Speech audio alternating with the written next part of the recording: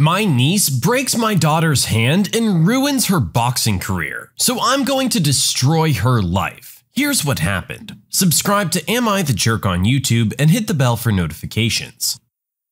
My parents are going away for Christmas, so before they did, they hosted an early Christmas party at their home, which my whole family went to, including me, my husband, and our 16-year-old daughter, Laura. My sister and her daughter, Rachel, were there too. She's a year older than Laura, and they don't get along. In fact, we try to avoid them as much as possible due to the amount of times that Rachel has upset and tormented Laura. Rachel is naturally very smart and is always top of her class, and is also very pretty. While I've always been happy for her and wished her the best, these things have constantly been used to excuse her. My sister even went as far as to accuse Laura of lying because she's jealous of Rachel's looks and talents. Laura took up boxing last year and has progressed really well. She's going to compete at a higher level next year, and her coach is extremely proud of her. My sister has insisted that the boxing is nothing more than a phase, and has gone out of her way to downplay it in favor of her daughter's academic stuff. At my parents' place, Laura went to sort out some presents under the tree, and Rachel followed her. She was wearing stiletto high heels, and when Laura had her hand on the floor, Rachel stamped on it. She was in agony. We went to the hospital, and after a follow-up visit to the doctor today, Laura needs extensive physio, and won't be able to box for an indefinite period. She's in floods of tears because of this. I was raging at my sister, who's so deluded that she insists that it was an accident. I'm sorry, but after years of calling Laura ugly, stupid, fat, and anything else she could think of, do you really expect me to believe that this was an innocent mistake? Rachel, for her part, put on the crocodile tears for everyone, and only her parents believed it. My husband wants to tell the police, and so do I. I warned my sister about this, and she broke down crying too, saying that her daughter's teachers have encouraged her to apply to the top universities because they think she has a good chance of getting in. And if she ends up with a criminal record, then that'll be ruined. No sympathy from me. Frankly, Rachel took something that my daughter loves away from her, and left her in huge amounts of pain. She shouldn't just have her chances ruined. She should get locked up. I know it sounds awful of me, but she did an awful thing, and needs to face the consequences. Laura is utterly heartbroken, and Rachel's parents won't punish her. Am I the jerk for thinking she should be held accountable?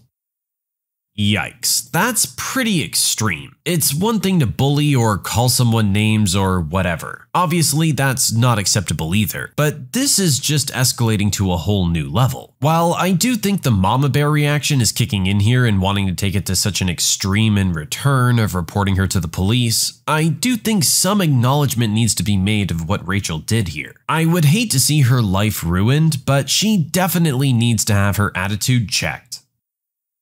You can submit your own stories to be featured here on the channel. The story submission link is in the description below, and if you want to listen to some Vibe music in the background, check out Easymode, also linked below, and don't forget to subscribe. American jerk doesn't understand what Celsius means and almost ends up cooking himself alive. So this was a few years ago when me and my wife, both Mancunian, were doing a mini world tour as part of our honeymoon. We were in Iceland and had been really disappointed to find out that the Blue Lagoon is man-made, and is basically just a large outdoor swimming pool of water run off from a geothermal plant. So after some light Googling, found a place about an hour-and-a-half drive from Reykjavik called the Secret Lagoon. The place is amazing, and exactly what I expected from a natural hot spring. Basically a large pond pouring with steam, a river running next to it also pouring with steam, and then a load of smaller bubbling pools of water and mini geysers that would blast water into the air every 10 minutes or so. The place is on somebody's land, and they've built a changing rooms and shower area and charge about £12 to get in. Between the pond and the river, there's a roped-off area of small deep pools that has a sign saying, "Warning, water is over 90 degrees, do not enter at your own risk," which is probably a bad translation of "no entry, we accept no liability." Anyway, me and my wife were leaning against the side of the pond closest to this and notice a guy wander up, read the sign, then step over the rope. As he's walking up to one of the pools, the lifeguard is running over, shouting, "Stop, stop, you can't go in there!" Then American Accent replies, "Whatever, buddy, I can do what I want." By this time, the lifeguard has reached him and tries to explain to him that the water's between 90 and 110 degrees, and that he walked right past a do not enter sign. To which the American responds, "No, it says enter at my own risk, so I am, and it's not very risky. It's hotter than 90 degrees in Nevada every day." This utterly perplexes the lifeguard, who has absolutely no idea what the heck the American's talking about. So I shout over, "Oi mate, it's Celsius, not Fahrenheit." Now the American looks confused and says, "I don't know what that is, but I'm going in." For reference, 90 to 100 degrees Celsius is 194 to 230 degrees Fahrenheit. Then follows about 5 more minutes of arguing between the American and the lifeguard before the American obviously thinks screw this, takes 2 steps further towards the pool and goes to put his foot in. Fortunately for him, but unfortunately for Darwinism, he only manages to dip a toe before screaming in pain, hopping back to the changing room in a huff. Lifeguard sighs and goes back to his chair. What a jerk. This one's just frustrating to listen to. You're trying to explain to the guy for his own good what's wrong with what he's trying to do. But in his arrogance, he just refuses to listen. Like, buddy, we're really trying to help you out here. If you just take a second to get your head out of your butt, you might want to listen. The area is roped off and it says do not enter. The lifeguard is immediately jumping on you and saying, hey, you don't want to go in there. Maybe you should take some of these cues.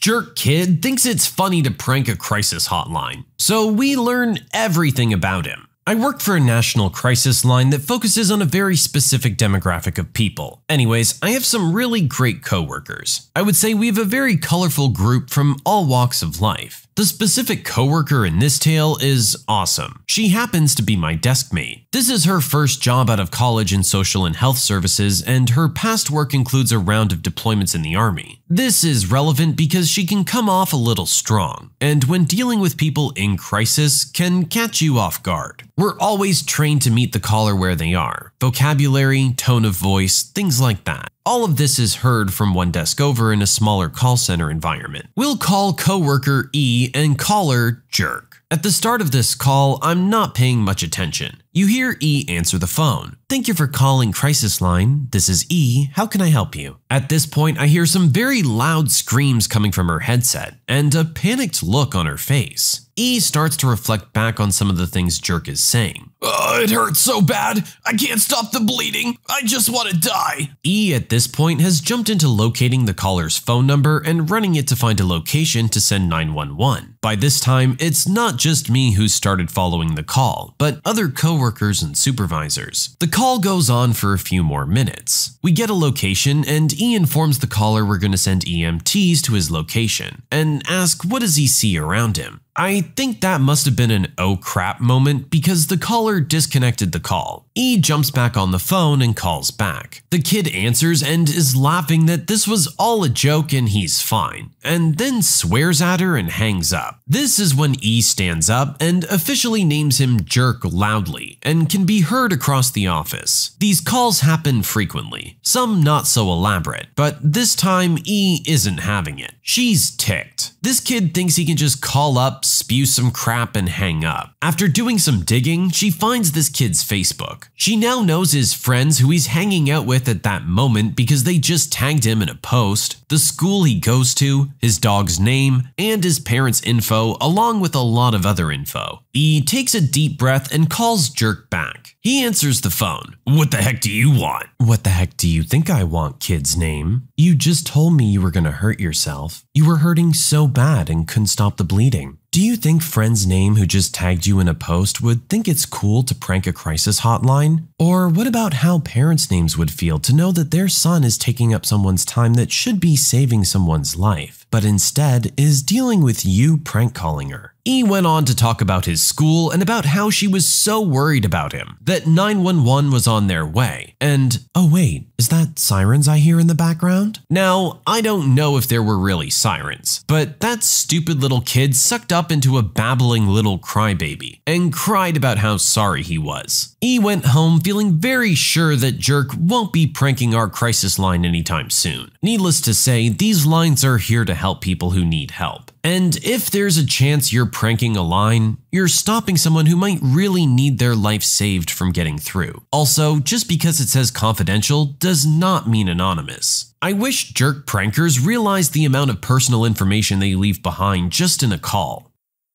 Our original poster summed this up nicely in their conclusion. Prank calls in general are just really juvenile, but to do it to a line like this is actually detrimental. You're taking away resources that are there to help save lives. The fact that you think it's funny to call in and pretend that you need help and take up those resources shows what a little jerk you really are. I think our original poster might have gotten through to him though. At least scared him out of any further prank calls. Maybe he'll still continue to be a little jerk, but hey, at least that's one thing down.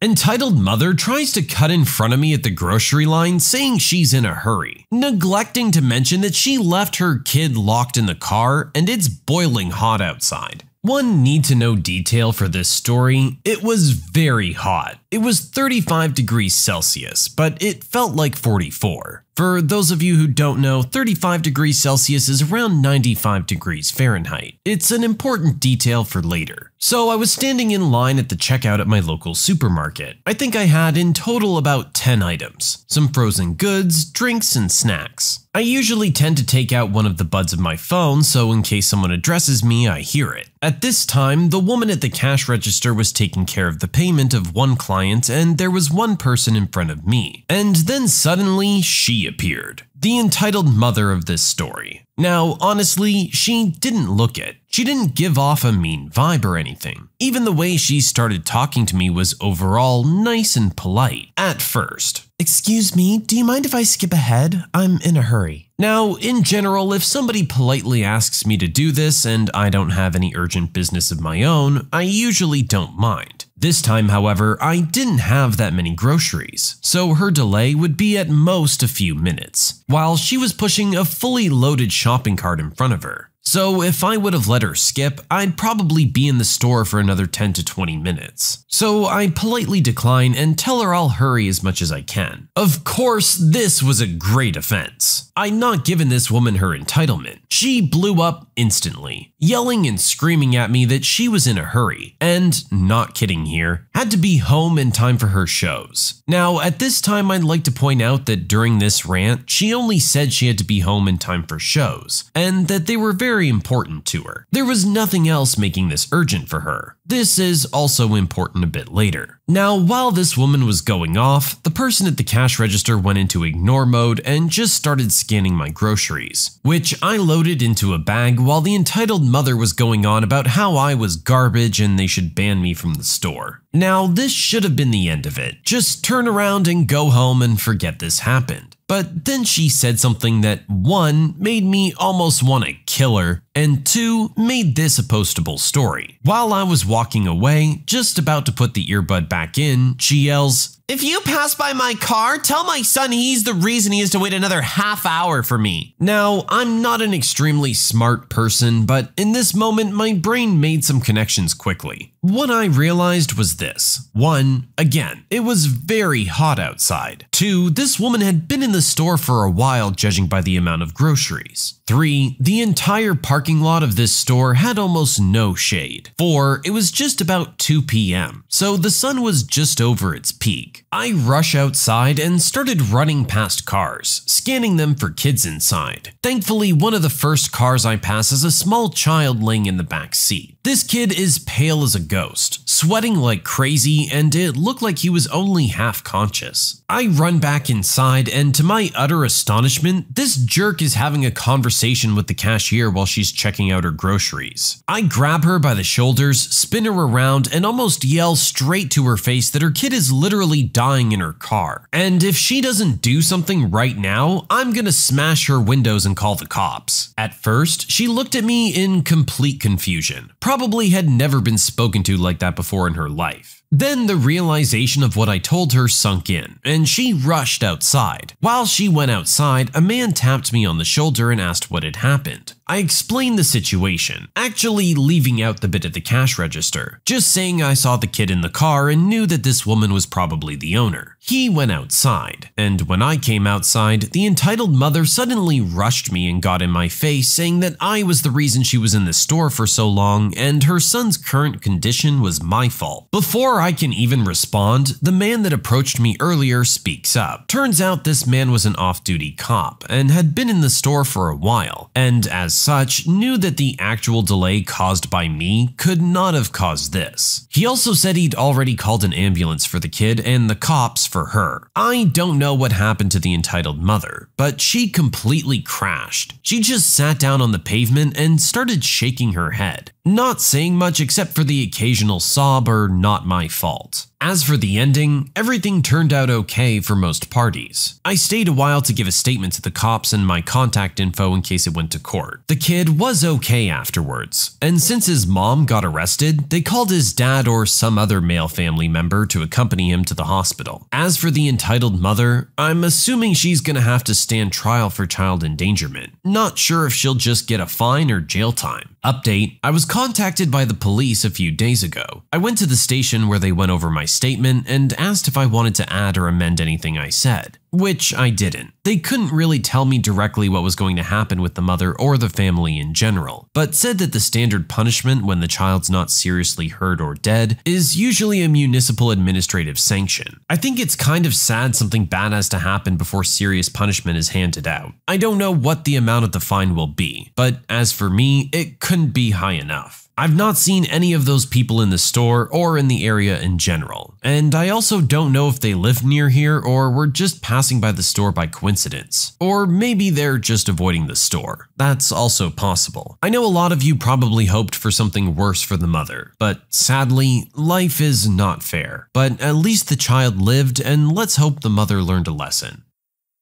I don't understand how people keep making this mistake. It's parenting 101. You don't leave the kid in the car, regardless of what temperature it is, regardless of how long you think you're gonna be. You just don't do it. I get that it can be a pain to try and drag them around the store while they're busy being kids. But you know what? It's a heck of a lot better than the alternative. This could have ended so much worse. And the saddest part is, this woman only cared about getting back in time to watch her shows. She was completely ignorant of what she was putting her child through. My neighbor stole my parking spot after I had just shoveled it out, so I completely covered his car in ice. It was a cold winter day. 8 inches of snow had fallen the night before, and the wind chill made it feel as though it were in the negatives, Fahrenheit. I drive an all-wheel drive SUV, so I have no issues getting out. My wife, on the other hand, drives a Prius, which slides with the smallest amount of moisture on the road. My car was down at the time, so we had to take my wife's car. I spent 45 minutes in the freezing cold shoveling that car out so we could get to the store. We were gone for 1 hour, and when we came back, our neighbor had taken the spot I'd shoveled. Our apartment complex doesn't have assigned parking, but in the winter, it's understood that if you shovel a spot, it's yours. So when I saw his car in the spot I had just shoveled, I was pretty ticked. I went inside and filled 2-gallon jugs of water, went back outside and poured them on his windshield. Rinse and repeat. I must have poured about 10 gallons of water on his car. Being how cold it was already freezing by the time I poured the last gallon on. It sat like that overnight. The next morning, I got to watch as he helplessly tried to scrape all these layers of ice off his windshield. Don't take my parking spot, jerk. This is pretty petty, I gotta say. I mean, I get that there's a shared etiquette, but I feel like it falls more to the building to just assign parking spots. It would avoid things like this happening in the future. The last thing they want is tenants getting into confrontations. Sure, this time it was just some water on the windshield. Not that big a deal. All he did was waste 5 to 10 minutes of this guy's time. But if our original poster had felt like being a little bit more of a jerk, they could have really messed up this guy's car, or gone and knocked on his door and started a fight or something. I feel like just assigning parking solves a lot of these problems. I want to go on vacation with my friends, not babysit my niece. To start things off, I, male 29, and 3 of my friends booked us a weekend trip Friday to Sunday a few weeks ago. It's my first time off since the beginning of May. To say I'm thrilled is an understatement. We plan to party all night and chill at the pool by day. I also told my brother, 43, and my sister-in-law, 39, a few weeks ago that I was really excited to stay in this specific hotel since it's on the pricier end. Yesterday, my brother contacted me that they'll be staying in the same hotel with my niece, 4, at the same time as me. In the message, he wrote me that they're also really excited that I can help with my niece since I'm also there, and they can relax in the meantime. And according to them, I have nothing better to do. Don't get me wrong, I love my niece to pieces, but I really want to enjoy this weekend and not have any responsibility for anyone besides myself. I want to relax, drink, and have fun with my friends. They're staying in the same hotel, so I can't avoid them even if I wanted to. The vacation is not refundable. I'm either stuck with babysitting since her parents are really pushy and I'm the worst at setting boundaries, or my family will think that I hate my niece. I'm really frustrated. Am I the jerk if I tell them I don't want to spend time with them? They're really kind of forcing themselves on you here. You've had this planned for a while, and then all of a sudden they drop in and say they're coming too, and that you'll be responsible for the kid while they slack off on the vacation you're supposed to be there having? No. I don't blame you for having a problem with that. That's incredibly forward of them to assume. If you really wanted to compromise, you could say something like they go the following weekend and you'll look after your niece while they're gone. But you're not going to forfeit the plans you've made just because they thought they could shoehorn their way in.